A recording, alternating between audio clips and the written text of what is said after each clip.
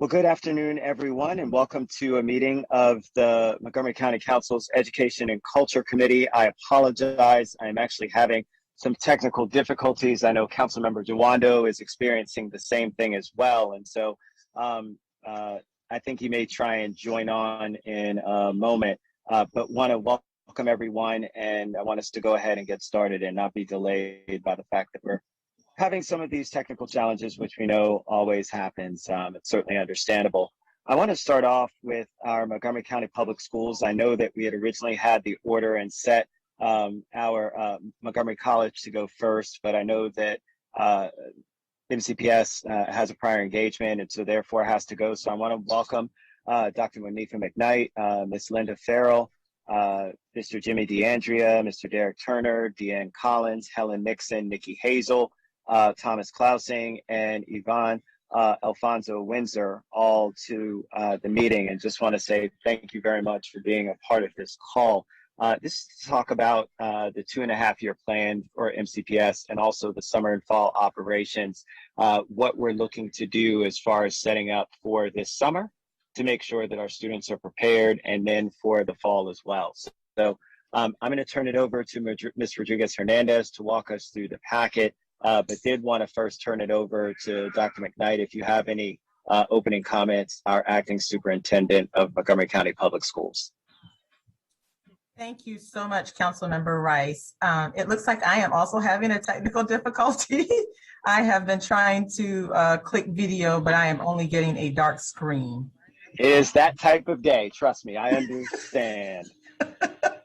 Okay, so I'll keep my fingers crossed that video comes up. If not, hopefully my voice is coming across. I want to thank you and the council for having us here to speak with you all today. There is a lot of progress that's happened in our school system over the past few months. And so we're here today just to share some updates on some previous priorities that we have been able to speak to you about in the past, but in more detail. So again, we look forward to coming back and sharing this information with the council, and in many ways showing our appreciation for your support in many of these efforts that we've been able to start in MCPS and continue. So thank you. Ms. Rodriguez, I'll pause there and turn it over to you. Yes, Ms. Rodriguez-Hernandez, you can go ahead and walk us through the packet. Thank you, Chair Rice and Dr. McKnight. Welcome on. Thank you, everyone from MCPS who attended today's committee meeting. I'll be brief. The packet for today summarizes the summer and fall operations for Montgomery County Public Schools, as well as their 2.5-year plan. Montgomery County Public Schools has a presentation for the committee, so I'm happy to share it and move through the slides if that's preferred. And we can start going through that as well if there are no other questions before we start. Okay, and seeing none, I'm going to pull up the presentation now. Thank you.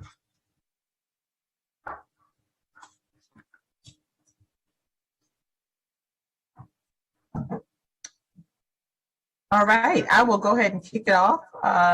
Team, thank you again for being here with us today. We are pleased to be here with you and discuss Montgomery County Public Schools' strategic priorities, and most importantly, give you an update on the many resources that we are putting in place to support implementation for our students and staff moving forward. As Councilmember Rice mentioned, I'm here today joined by a number of our MCPS staff leaders. We have Dr. Helen Nixon, who is the Associate Superintendent for Human Resources and Development. Ms. Nikki Hazel is here with us as the Associate Superintendent for Curriculum and Instructional Programs. Ms. Rochelle Rubin, the Associate Superintendent for Student and Family Support and Engagement, and Mr. Pete Chevanini, the Associate Superintendent for Technology and Innovation. Next slide, please. So I'm starting out with this graphic that I know is familiar to many of you, because this is a graphic that we brought to council prior to this meeting in discussing some of our priorities for our budget. So the priorities that you're going to hear about today really stems from this graphic, which represents our 2.5-year plan. This plan overall really does get in and hone in on reflecting the needs of our students as they have evolved during the pandemic, as well as really focusing on what we already knew about our students and potential gaps prior to the pandemic, and most importantly, how we look forward to moving our students forward. So as we prepare to bring students back for in-person learning instruction 5 days a week with a teacher in front of them for every single student when the school year starts for our 2021 and 22 school year, we absolutely have to recognize that some of our students are going to enter our classrooms this fall in a way that's been impacted, one, by COVID-19 and its many associated effects. And in some ways, we've been able to gauge that through many interventions that we have in place now. But we're going to learn even more when we have those students in the building with us, sitting in front of our staff and collaborating with families to really get a true understanding of what that impact has been. So as a result, we already know that our students' academic, social, and emotional needs are going to be great obligations to them, and we have to plan for what those obligations will look like to meet our students' needs. And we have to meet their needs exactly where they are, depending on, again, gauging what the impact has been and remaining committed to the fact that every single one of our students, we have to be committed to meeting their needs wherever they are and being able to differentiate based on what that need is. So while we're aware of the adverse impact of the pandemic on our students and our families and our staff, we acknowledge that there are increased levels of stress that have been imposed on our families. Some, to name a few that we've talked about here at council before, unemployment, that has been one big factor that we know have impacted our community. Food insecurity on many levels became a true reality for us. I'll go back to the numbers, millions of numbers that we gave over the summer in terms of the meals that we've served since the pandemic. And we have to be able to grow stronger and become more resilient than we have been in the past year and a half. And quite frankly, the resilience has to be a driving force behind many of the innovations that we develop in returning our students and staff back in the fall in a more robust way. And as I speak about those innovation ideas, we know that a big part of us leveraging innovation is going to be connected to creating a vision to make our student experience better than it was prior to the pandemic. And I'll give you one specific example that will speak to this. The virtual environment, we know and acknowledge, was very challenging for some of our students. Again, we moved into a format of educating our students that has not been one that's been implemented ever before in the history of education. So as we've learned about what that impact was and acknowledged that there was a challenge for some of our students, we also know that there have been some students who've had positive experiences as a point of leveraging the virtual platform. So how do we learn from that moving forward? Knowing that in some ways, traditional structures have created some barriers for us for access and opportunity for our students. And so we want to really learn from all of those spaces. And so a guiding principle behind the strategic priorities that you're going to hear more about today is all about how we put our students first and to reiterate their needs first, and acknowledging that many of them are going to come back into our school buildings with many different needs. So this does require that we have a paradigm shift in how we provide supports to our students in a way that's really different from what we've done in the past. This approach is really going to be about how we deploy our resources on the basis of moving from just looking at the number of students that we have in our school buildings and how students that we're serving, and moving towards instead acting on what the needs of our students are based on knowing what those significant needs are. So in this graphic, I'll just point out to you those 4 areas that you've seen before that are represented on the outside of the circle in green. And the first is our priority of mitigating learning disruption across our schools so that we can address the impact and inequities that the school closures may have provided for our students and reducing those in-person learning opportunities that we need to recover from. The second is us focusing on our most poverty impacted schools. We've talked about this before, but this is an opportunity for us to enhance the resources that we have and utilize our staff in a way to eliminate barriers that students face in trying to receive their education and knowing what those barriers are. Third, we're really going to focus on supporting our students and their well-being and attend to the entire child so that they can be available for the education that we're providing to them. And that includes focusing on their social and emotional needs and mental health. As an example, later on in this presentation, you're going to hear more about how we are working to align ongoing work around reimagining school safety and student well-being and how that's connected to a number of priorities that I know the council also have an interest in. And the fourth area on the outer part of this graphic is the circle representing digital learning and support opportunities, so that we can build on, as I was just speaking of, the learning that occurred during COVID-19 and really maximize our potential for utilizing digital tools to enhance the educational experience and offer students with an opportunity to receive a more comprehensive program through a virtual environment.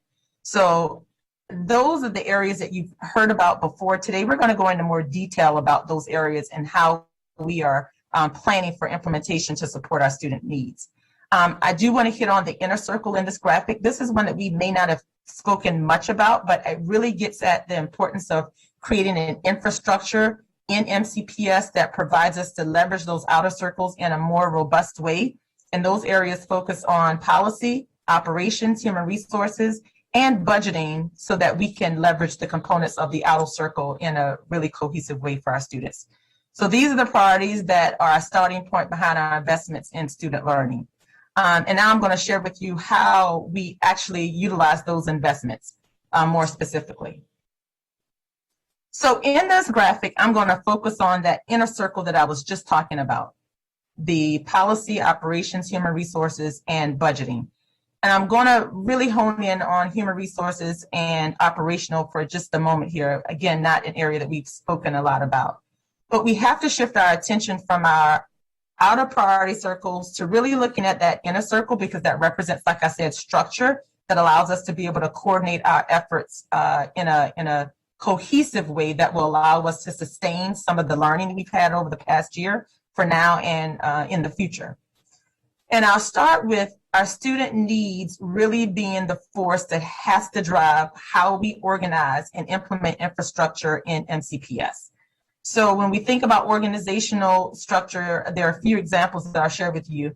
Our MCPS organizational configuration that will be effective July 1 is one that is designed specifically to focus on the goal of minimizing disruption without sacrificing our ability to make significant and notable progress towards meeting student needs and advancing our priorities. To do so, when we think about the organizational structure, leadership structure in the district, I have distributed responsibility for contributors to student learning across 6 chiefs whose roles are listed here. And the roles that you see listed on the left side of this chart really get at how do we bring the work that is supportive to our schools closer to central office, and how do we leverage a lot of these leadership positions in ways that have really brought forward areas of support in our system that did not exist before COVID-19. And so that's one example of what I'll share there. All of our work really has to be grounded in collective trust and do it within a culture of respect. Throughout this pandemic, it has been quite impactful on our entire community. As you know, all of us having the experience of having students out of school and receiving learning on the virtual platform only for a significant amount of time have just elevated in so many ways and made, quite frankly, a lot of our trust vulnerable when our stakeholders have really looked at the traditional structures of education and had to adjust, quite frankly, overnight into supporting their students in their homes in a very different way. So us rebuilding that trust within our system is going to be key. And that's a big part of what we're focusing on as a school system, in rebuilding that trust with internal and external stakeholders who really do support MCPS and the vision of our school system being one of the nation's best. And it has to be, and that cannot be compromised. The leadership team is also going to work collectively to make sure we focus on 3 areas: communicating, collaborating, and coordinating with our internal and external stakeholders to ensure that we're coordinating across offices and schools. The closer we come to schools and the reality of what our students and families are experiencing, the better for us, because that becomes more informative to our work. And so I truly do look forward to us returning in the fall to talk about opening of schools for in-person instruction 5 days a week with a teacher in the classroom, so that you are able to make the connection between how those investments are truly impacting our student needs and the implementation of our organizational structure and how it's coordinated with much of that. The second area that you see on the slide is around focusing on human resources and staff utilization. So in order to meet our student diverse needs, our schools have to be equipped with the adults who are going to prepare them for academic, social, emotional, and mental health growth. This has always been important, but because of the pandemic, that becomes even more important. And so when we think about that, we really have to say what drives us to invest in positions and partner with community organizations that we haven't had to do in the past that will allow us to get at those areas. To give you some examples of human resources and how we're utilizing staff differently, I'll name just a few positions that don't represent the wide variety of work that the system has had to do in traditional terms, but will become very much a part of our future. Social workers, mental health therapists must be a part of our plan moving forward. First. Secondly, I'll talk about our newcomer coordinator. We know we have a number of unaccompanied minors that will be enrolling into our schools and our school system, and we have to start from learning from 2017 and on, when we had a number of students enroll into our school system, and not just enroll them, but start at the jump of how do we ensure that they're going to be successful. And so planning for how we utilize staffing to onboard our newcomers will be really important. All of our human capital resources have to align with the Maryland Blueprint for Education, because that's been the basis of much of our funding. So we know that we will have a coordinator who will work with the county in partnership with the school system to really have a close look at how we're implementing that blueprint and doing it with fidelity to support the needs within Montgomery County. So those are just some examples of human resources and staff utilization that have shifted a bit. In terms of operations, we all know as a result of COVID-19, we've had to make some significant adjustments to uphold our record of operational excellence. I'll first start with our meal services and the costs that have been associated with them. So we know this year we have spent roughly $11 million in providing student meals, and we were able to do that through the U.S. Department of Agriculture meal waiver program that have been in place. And what that program does is it provides meals to our students who may not qualify for free and reduced meal programs traditionally. Well, this is an example of a program, and I'm thinking about meal services when I say this, which did have revenue in the past, but we are not receiving any revenue for that program at this point in time, and nor will we receive as much revenue given the fact that this waiver continues into next year. So I point that out because as that waiver extends, that's also an expense that the school system will incur. That's very different from what we've done in the expense that we've had to incur in the past. And it's important to note those types of expenses because they do represent significant funding sources, or I'll say like significant funding needs that have not been represented as clearly in the past. And then the last that I'll mention here, which is another operational upgrade, I'll say, is how we've had to navigate utilizing community navigators to do our work. Before in our school system, yes, we may have put a lot of information out via our website to our parents, through connected messaging. We've learned through COVID-19 that we have to utilize our community leaders and stakeholders to help us connect with families, particularly those families who we may not have been able to connect with successfully before the pandemic, and have learned new and better ways to do that. So we have invested and think about our operational work in connecting with families in very different ways. I'll give a few examples. Door knocking have been one. We've done several door knocking events in our community. I'll mention a few: Greencastle, Gaithersburg, Glen Haven, Newport Mill, Einstein High School. Schools are all communities that have allowed for there to be direct engagement with families through door knocking efforts. We also have held MCPS mobile pop-up shops is a way to engage our community. So we've set up pop-up shops in different locations across the county to assist our families with summer and fall registration, to assist them with technology use, and to make connections on how they can receive vaccinations. So we have a number of other opportunities coming up that represent the door knocking efforts and pop-up shops. But this is really important because this represents a new way of how we connect with our community that I actually think makes us better than who we've been in the past, to make sure and make sure that we're connecting with all of our families and communicating with them all as a priority. And we have to think about how we do that in different ways. So our stakeholder partnerships still do exist. We continue to work with our faith-based organizations and others. We're actually doing a food distribution event in connection with Kingdom Fellowship AME on Saturday, June 26th. And we will continue to work with them as well as our other partners to provide needs to our communities. And then finally, our vaccination areas support another big area of operations. So our families really depend on us to make the information user-friendly to them and to help coordinate how we can help them get those services done. We have had vaccination sites at Argyle, Montgomery Village, and Blair and Paint Branch high schools. To this point, we've been able to provide 2,000 MCPS students age 12 and above to receive their vaccinations through their clinics. And this has been a tremendous effort for our community. I cannot express this enough. I am so proud that our region in Montgomery County have been represented as one of the areas, the most highest achieving areas to provide vaccination rates to our students 12 and above. And I want to thank our council for being partners and supporting us and being able to do that. The future of technology is also the final thing that I'll mention in terms of operations.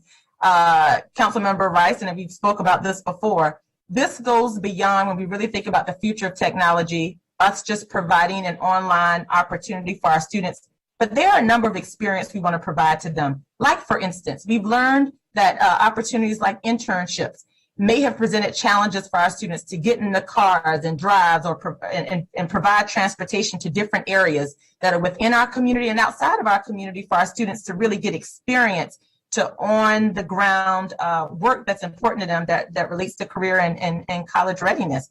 So really thinking about what is the technology infrastructure that will provide moving forward those levels of flexibility, and really soliciting in an authentic way our staff's opinion and input on what that technology need is huge in the step of us really taking a step back and looking at our infrastructure. So again, focusing on some of those operational adjustments that have just not existed in terms of a need in the way that they have in the past with where we are now. And the next two slides, I will just quickly go over some of the federal funding that's been available to us in MCPS. Thankfully, we know when we started in this pandemic, we were very concerned about the funding sources that were available and what it could mean for us at that time. And I just want to walk through very quickly with you. There are 4 funding streams that we have leveraged to respond to COVID-19, to the COVID-19 pandemic, and how we've effectively used those funds to really meet our students' needs and how they have began and will continue to evolve as we move through this pandemic and the aftermath of it. And first, of course, we have our annual operating budget. And as we shared with you before, the 2.5-year plan was funded as an initial investment in our operating budget, and it represented $30 million. That was broken down into those 4 areas that represent the outer circle that I mentioned earlier. Those operating budget dollars are not reflected in this chart in front of you, but the operating budget is always the central component of our funding picture. In addition to the operating budget, there are 3 one-time federal funding streams that MCPS has been able to benefit from that is shown on this chart. The first one you'll see here is represented as the 2020 CARES Act funds, and this includes the first round of elementary and secondary emergency relief funds that is formally known, that really is known also as Sr1. So the CARES Act funding really did help us stand up continuity of learning when COVID-19 first hit us in the spring a year ago.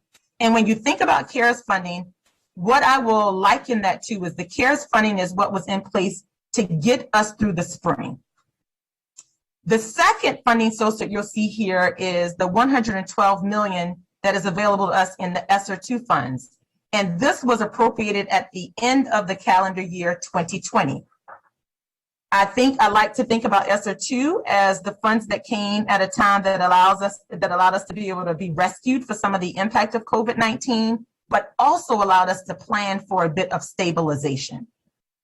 And then the third funding source that you'll see here, which were included in the March passage of the American Rescue Plan, is Sr3 funds.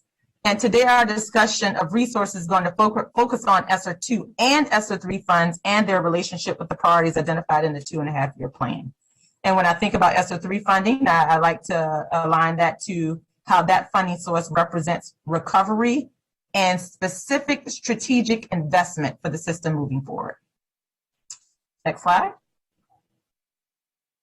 And so this slide really focuses on the Sr2 investments. So let's dive deeper in depth about Sr2 and its funding to unpack how we've leveraged that money. So as I mentioned, Congress passed this legislation associated with Sr2 in late 2020, and we received our share of that appropriation this spring, so just a few months ago. We're currently drawing on Sr2 funds to stabilize the school system from the pandemic and the way that it imposed itself in ways that we could not particularly prepare for.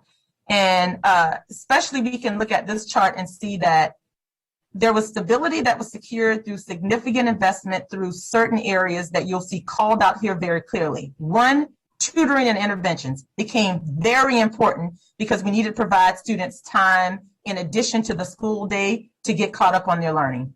Summer school. This was going to be a significant effort for us to invite families in, for students who we could look at data and see who had a significant impact and have them come in for in-person learning and participate also in virtual spaces that allowed us to be able to get access to more students. But summer school was another area that we really had to make significant efforts in to make that happen. Technology, we all know we had to immediately pivot to using technology in ways and make sure that we had technology that was working for our students and our staff so that they could continue to leverage that environment. And fourth, professional development.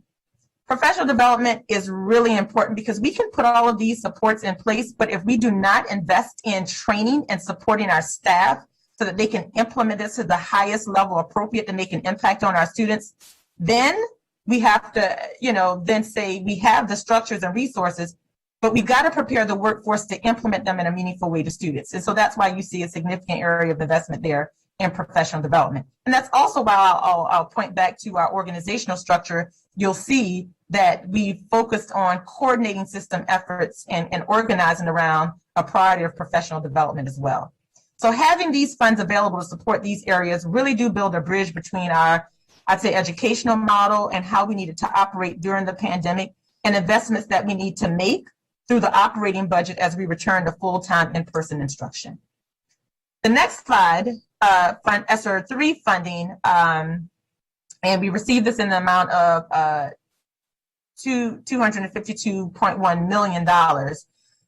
We turn to Sr3 funding and we use this funding to really anticipate how this is all going to come together in the Maryland State of Education blueprint and how that really forms opportunity for us as a school system.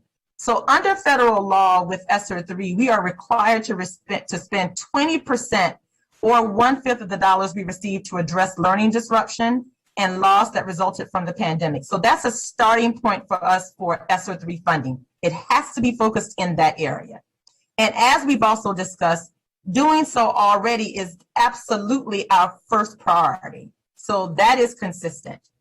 If the Sr2 funds were about rescuing our school system, I'd say Sr3 is really focused, as I said, about recovering from the pandemic. And that means we have to look at the needs right now and also be prepared to use Sr3 funding as we better are able to define what those needs are when we are able to put eyes on our students in the classrooms and really do some significant assessments around where they are and what the impact has been. So in MCPS, that truly means that Sr3 funds are going to be strategically, they're going to strategically augment our investments in the 4 outlined priority areas that are in the 2.5-year plan as we reopen. So I wanted to build that framing for you because as we think about the funding, and I'll pause there before the staff goes into exactly what these areas are and how that investment is going to directly tie into the plan that we have for our students this summer and the fall. I wanted you to get a big picture understanding of what all the funding sources have been that have come through the school system and how we have and will continue to plan and utilize this funding. So I will pause there, Councilmember Rice, to see if there are any questions about what I've shared thus far before I turn it over to Ms. Hazel regarding any specifics around the area of mitigating learning disruption.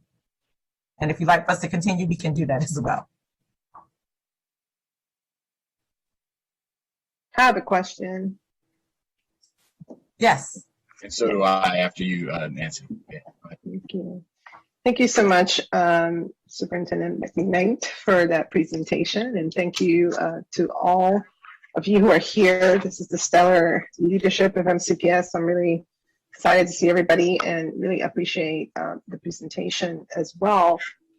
I wanted to first start by acknowledging what you said regarding how, as our students start to come back, is when we will begin to really understand the degree of the issues and the challenges facing our students and families. It's something that I know I've been really concerned about for quite a while. And it's inevitable that both the school system and all of our departments are going to have to prepare for, to address many of the issues that right now don't seem apparent. So I appreciate that you are addressing this issue through that lens. I know the Amy Casey Foundation just published their Kids Count 2021 and has ranked Maryland, I think, 24th out of 50, which apparently we're going in the wrong direction, but it really is the result of COVID-19 pandemic. So we are all really trying to focus on these issues. So a couple of things that I just wanted to ask about. I know that we've been also, I think, fortunate in some ways that we had a lot of infrastructure in place and we've been able to address a lot of issues very quickly and retool very quickly. Some of the things that, of course, have come up are these collaborations with, like, let's say, the hubs and, interdepartmental work and things of that nature. I assume that as you are looking and working through this plan, that is going to be part of the priority, is to continue that kind of partnerships, because it's going to be impossible for the school system to do it alone, for county government to do it alone, et cetera. So I was interested in hearing a little bit more about that, and also regarding the concept of community schools, which we have been working on for so long. How does that framework fit into this moment where we know that we're going to have to do even more than we have in the past? And of course, equity, right? I mean, this has been front and center for a school system like ours that is 73% of color, knowing what we know regarding the pandemic and the zip codes that were most disproportionately affected, which is where our Black and brown populations are concentrated. We know that is going to be also an issue that is going to be reflected when the students come back. So I was curious about those pieces, right? The sort of community schools framework, how is that embedded in what you just discussed? How are you going to take advantage of the infrastructure that we set in place that are still there? Something that I'm really curious. And I love the newcomer coordinator. I feel like that is going to be an important position, not just for unaccompanied minors, but also a lot of students that, are here, may have come with interrupted education, et cetera, and need that extra support, is something that we've heard for a long time. So if you could just elaborate a little bit about, in terms of those particular pieces, I want to make sure that those are embedded and that we're building on that, because there are things that we have invested in the past, and I want to make sure that we're still leveraging that kind of infrastructure.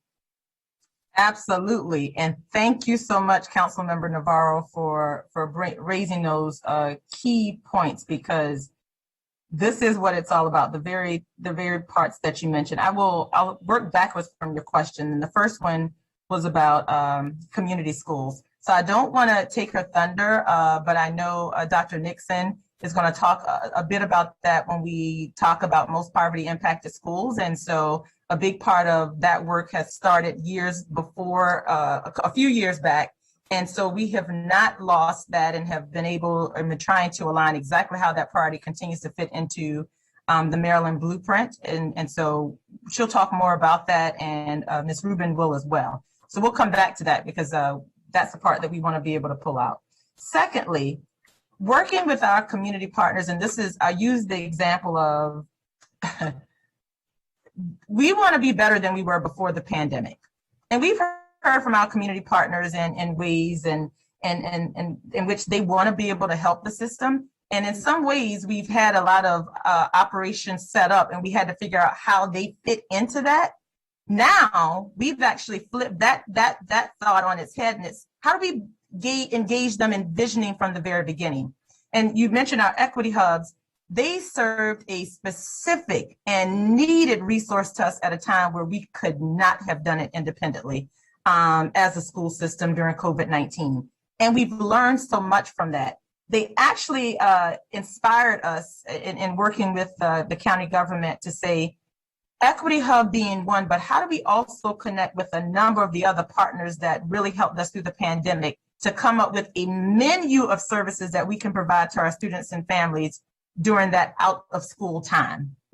We know there are breaks that are represented in our extended year schools, in which, families traditionally have had to try to figure out, well, where's my child going to go? What are they going to do? It's actually a great connector there. There are also times in which our families will want to be able to say, how can I help support my child when we are able to identify exactly what the impact has been from the pandemic on them, and additional resources to help catch them up and support.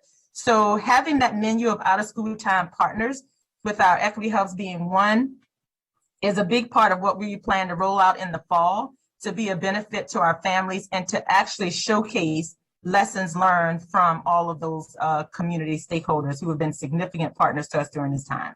Mm-hmm. And then third, equity is still at the core of our work. I was going to talk about that as we close out, but that's the basis of all of this. And as we define equity, that truly is, how do we get every student what they need? And yes, that's always been our charge to do that. But during this pandemic, we've had to do several things. One, get to know our students and their families even at a more personal and closer level, because we've had to support them in ways that we've not in the past had to do that. So we want to utilize that knowledge to say, how can we differentiate the supports for our families and yet keep the expectation there for all of our students to get what they need and be successful. And that's looking at what those gaps were, whether they were represented by race, culture, a number of other areas before, and now being even more intentional with how we have to elevate that focus of equity. And so our anti-racist audit, which we've started and launched, is very much a part of us continuing to discover what those areas of vulnerability have been for our students that we have just not been able to acknowledge in the past as we've moved forward in implementing the work, but maybe not in a way that's meaningful to all of our students and all of our staff. So that remains at the forefront of our work, Councilmember Navarro. Thank you so much for that. I have found myself often, reflecting on and discussing how this pandemic has had so many lessons, have shown and taught us so many lessons. One of them, I think, has been just the very tangible understanding of the issues around equity. And that at times when people tend to get a little bit nervous about these concepts because they believe it's taking something away from somebody to give to somebody else, the pandemic really has come to show us that if we are not willing to address these disparities, whatever they might be, in this particular case, a virus that is invisible, that doesn't stop to ask you for, your background, etc. If we don't address that, it comes back and it affects all of us. And I think it's very similar to how we look at institutions like our school system, that if we don't address in a significant way, an intentional way, the issues affecting our children of color, who are the ones who are most disproportionately affected when you look at all the data, it then has an effect on the quality of the entire institution. And so I feel like there are these parallels that we must utilize to frame a lot of this conversation. And I can only assume that as students return, these issues are going to become even more apparent. And obviously they're going to be a bit more exacerbated, which then calls for the leadership, not just of the school system, but, county council, the executive, or state delegation, everyone, to prioritize investments and to make sure that we hold ourselves accountable to respond. Because if not, we're going to see, erosion of quality of education and so many other aspects of our life here in the county. So I so much appreciate that you are keeping this front and center, but that you're also framing this in a way that all parents can understand, and that we can all, again, hopefully be on the same page to mitigate this, so that we can stay true to these goals of high quality education for all. It's just going to be so critical around this time. I really appreciate it very much. Thank you. Well, thank you very much, Councilmember Navarro. And let me just say, I couldn't agree with you more. It really is going to be imperative for us to make sure that we're setting ourselves up for success in building off of opportunities. Unfortunately, COVID was something that we know was negative, but it actually presented us with some opportunities to rebuild our system stronger than it was before, to address some of the current inequities that we've seen, that we've been trying to address, but has accelerated the ability for us to be able to really take these things head on. So I really thank you for raising that. I couldn't agree with you more that it's imperative for us to do that now. So let me turn to Councilmember Duwando.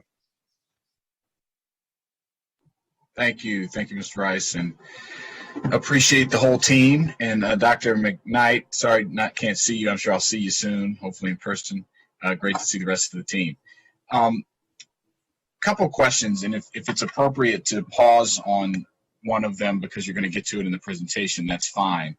But it was good to see the overall, I think, big picture of how much funds have been received thanks to the federal aid, and then obviously what you're looking at over the next 2.5 years to put in a plan that can help all of our students who, as has been mentioned, unprecedented need.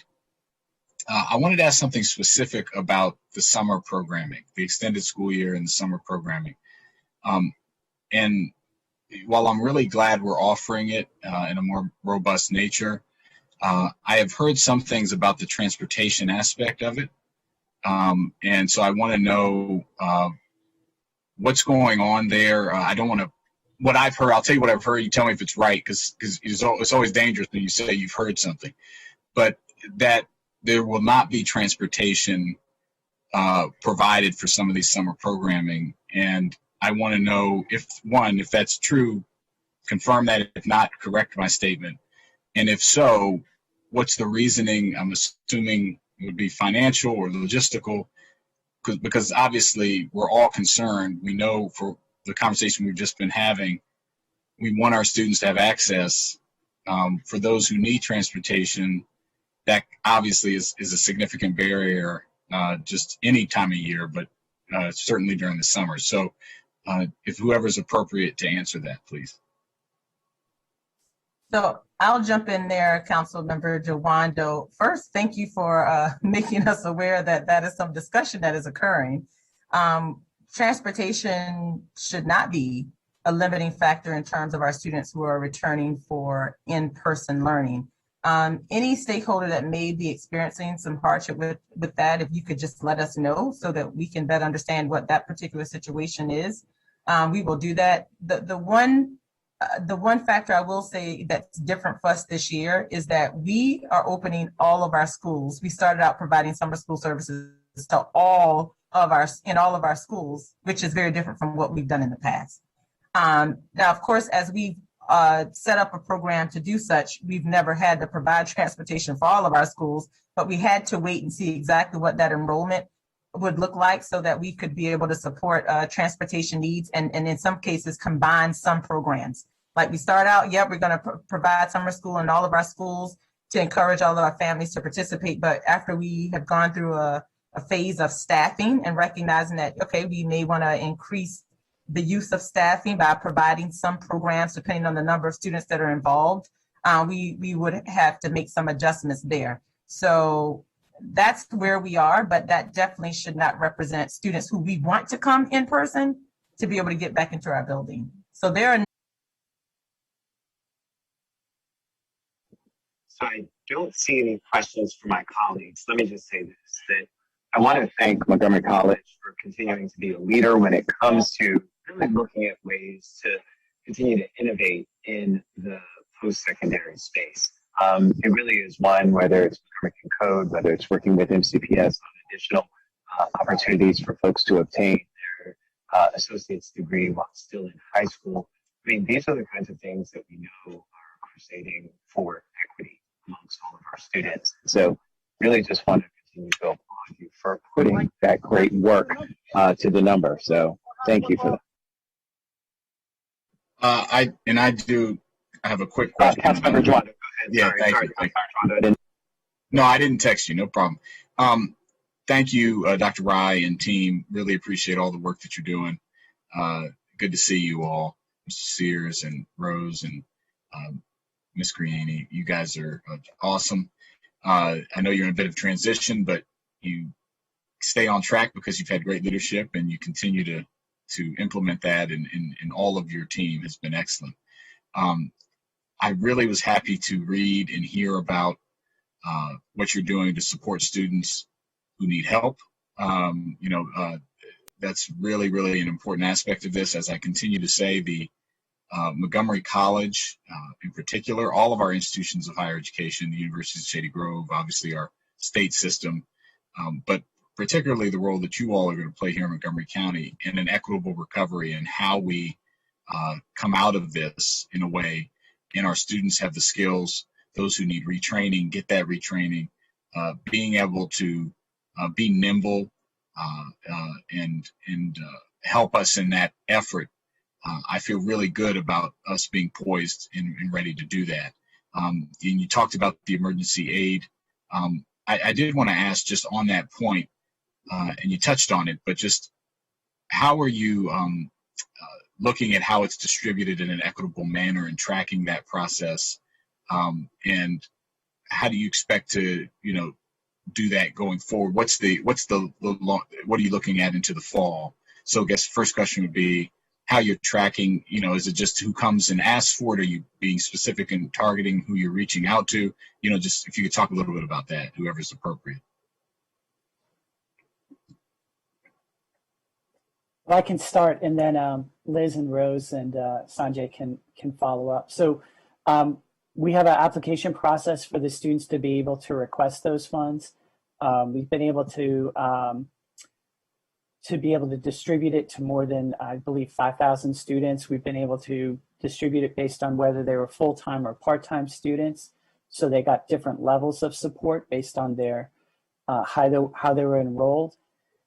In addition, we have other supports through the MC Foundation. So if that support is not enough, students can request through the MC Foundation to get support as well. But we've been able to reach a very broad and large group of students, and we have a very expansive communications program to be able to communicate to the students across different platforms to make them aware about how they request it.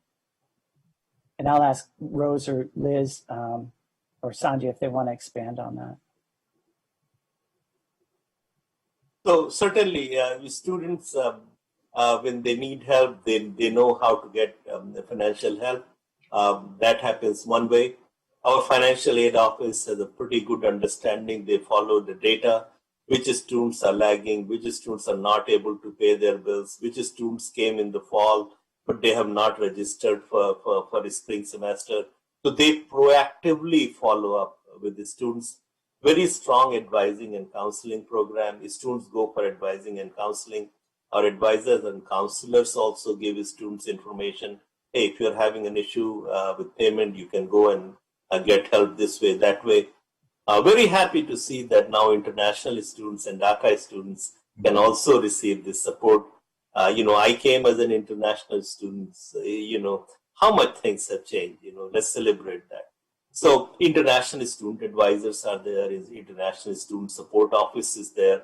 They are aware of new policies and they reach out to students. They give them new information that's available.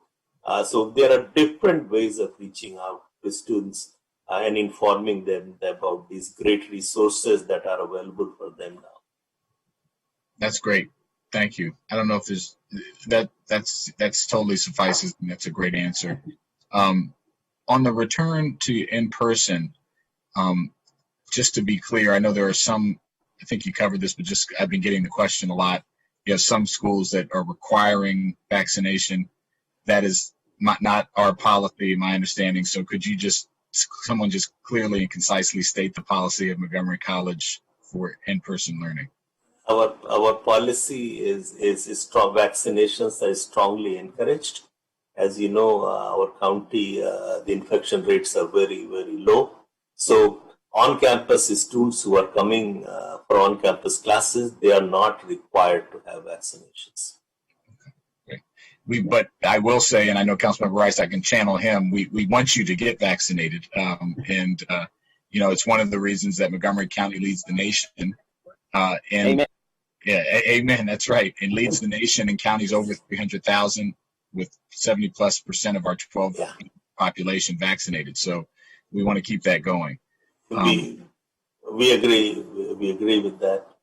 Yeah, absolutely. We're also, as you know, we're a state vaccination site at the Germantown campus, but we are working with a healthcare provider on creating pop-up vaccination sites on the other 2 campuses as well. That's great. Do you have a time? Do you have a timeline on that? I would say we'll be able to announce something probably in the next 2 weeks or so. Okay, wonderful, great. Councilman, Yeah, go ahead.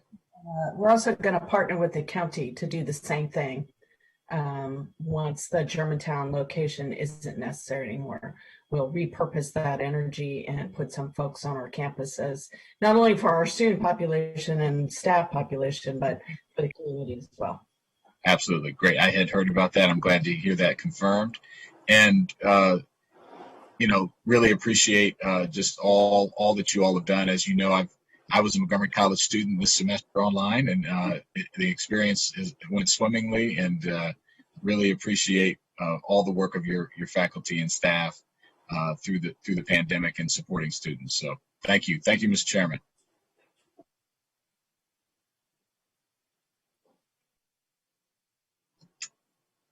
You're on mute if you're talking. Okay, maybe he's.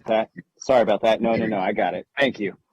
So I think that we're good. Let me just reiterate something that Councilmember Jawando said when it comes to about being more than just an educational institution, and having the ability to be able to focus on health is incredibly important. And so to be able to do both of those things and continue to deliver on so many fronts for the community is something that's incredibly important, whether it's the hospital, but then also understanding that we also have the immunization process when it comes to COVID. You guys continue to deliver. And so just want to thank you for stepping up like that.